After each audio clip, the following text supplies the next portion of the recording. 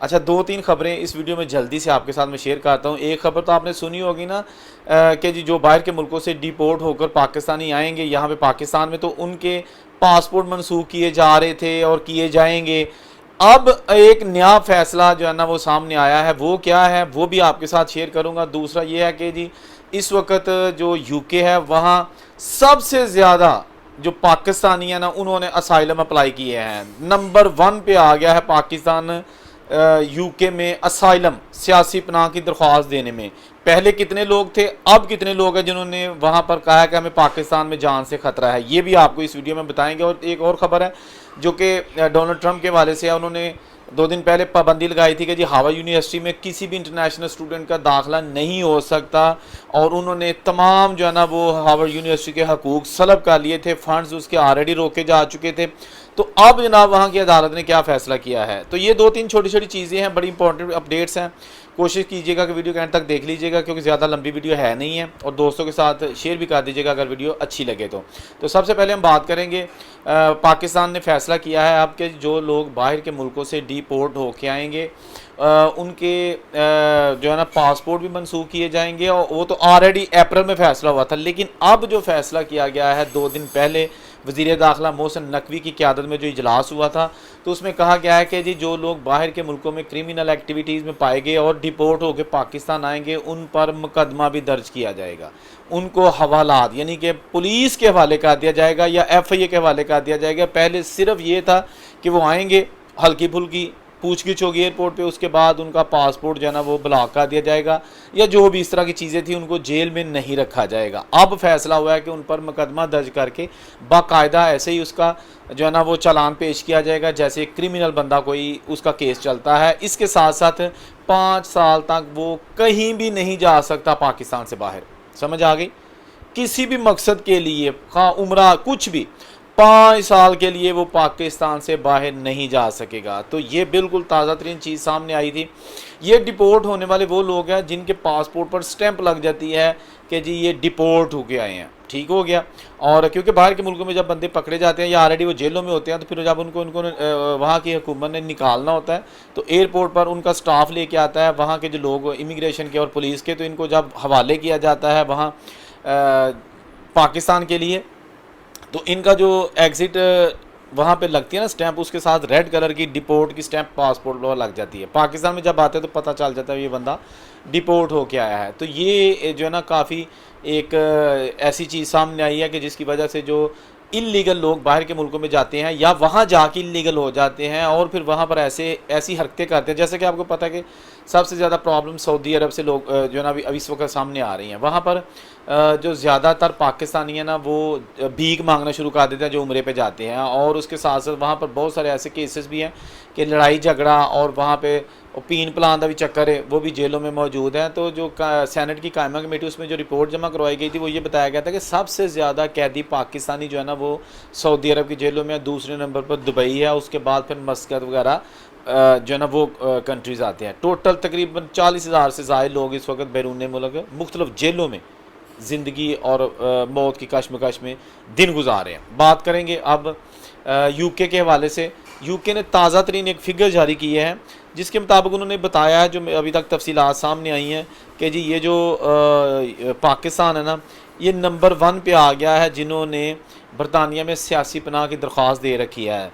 जो तफसीलात सामने आई हैं मैं कोशिश करता हूँ जल्दी से आपके साथ पढ़ के कर दूँ ताकि आपको फ़िगर्स सुनने में और मुझे बताने में गलती ना हो। बरतानवी वज़ारत दाखिला के मुताबिक गुज़श्ता बरस सियासी पनाह तलब करने वालों में पाकिस्तानियों की तादाद 11,048 थी पिछले साल, 11,048, और मार्च 2025 तक, यानी कि अब जो 1 साल बाद मार्च 2025 में ख़त्म होने वाले बरस में मजमूई तौर पर 1,09,343 लोग ऐसे हैं जिन्होंने 1 साल में बरतानिया में सियासी पनाह ली। समझ आ गई कि कहाँ 11,000 सिर्फ 11,048 और कहाँ 1,09,000, तकरीबन 1 लाख बंदा जो है ना वो एक्स्ट्रा जिसने बरतानिया में सियासी पनाह की दरख्वास्त दी है। बरतानवी वज़ारत दाखिला के मुताबिक साल 2023-24 में पनाह तलब करने वालों में पाकिस्तान का नंबर 3 था इसके अलावा छोटी किश्तियों के जरिए समुद्र अबूर करके बरतानिया आकर सियासी पनाह तलब करने वालों को तनासब भी 33% कर दिया गया है। इसके साथ साथ बरतानवी वजारत खारजा ने कहा है कि जी मार्च में, ये जो अभी साल मार्च में ख़त्म हुआ है, उसमें जो अफ़गानिस्तान है उसका दूसरा नंबर रहा और उनकी तादाद 8069 है। तो बेसिकली ये जो चीज़ें अभी सामने आई हैं उसमें ये चीज़ साबित हो गया कि जी बरतानिया में कैसे जाके लोग सियासी पनाह हासिल करते हैं। एक तो वो हो गया कि जो वहाँ पे जाते हैं स्टडी वीज़े पर, ये बड़ी तादाद में ना स्टूडेंट्स की वो वहाँ जाते हैं स्टडी वीज़े पे, उनको वहाँ पे काम करने की भी इजाज़त होती है, लीगल तरीके से रहने की भी इजाज़त होती है, लेकिन वो वेखा वेखी दे विच लोग जिहड़े उन्हां नूं चुक देंदे ने कि चल तू इत्थे कित्थे फीसा देंदा रहेगा, फीसें कहाँ देते रहोगे, चलो असाइलम अप्लाई करो और काम करो, पैसे बनाओ, तो वो अपना वीज़ा बेड़ा गर्क कर लेते हैं। दूसरे नंबर पर जो विज़िट पे जाते हैं वो भी असाइलम अप्लाई कर देते हैं।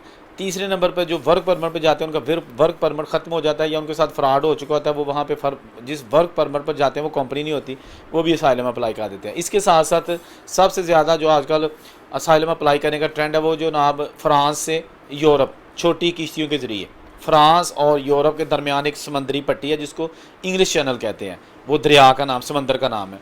तो वो तकरीबन 35 किलोमीटर का लंबी है और उसके अंडर जो है ना वो ट्रेन भी चलती है, सुरंग है पूरे समंदर के अंदर, उस पट्टी के अंदर, और यूरोप को यूके और ये आपस में जो शेंगन कंट्रीज है इसको मिलाती है। लेकिन जो इलीगल लोग यहाँ से जाते हैं वो तो किश्तियों के जरिए जाएंगे ना, तो वो 1200-1500 यूरोज़ की फ़ीस या पाउंड आप कह सकते हैं होती है, और वो जनाब आपको वहाँ पर लोग जो है ना वो प्रोफेशनल जो हैं वो इलीगल तरीके से फ्रांस से यूके पहुंचा देंगे। अच्छा, ये सारे फ्रांस वाले लोग यूके नहीं जा रहे, ये वो लोग हैं जो शेंगन एरिया के कंट्री किसी में भी रहते हैं, हाँ पुर्तगाल में रहते हैं, स्पेन में रहते हैं, Austria, Belgium, Italy, Germany, Switzerland, France, कहीं भी रहते हैं।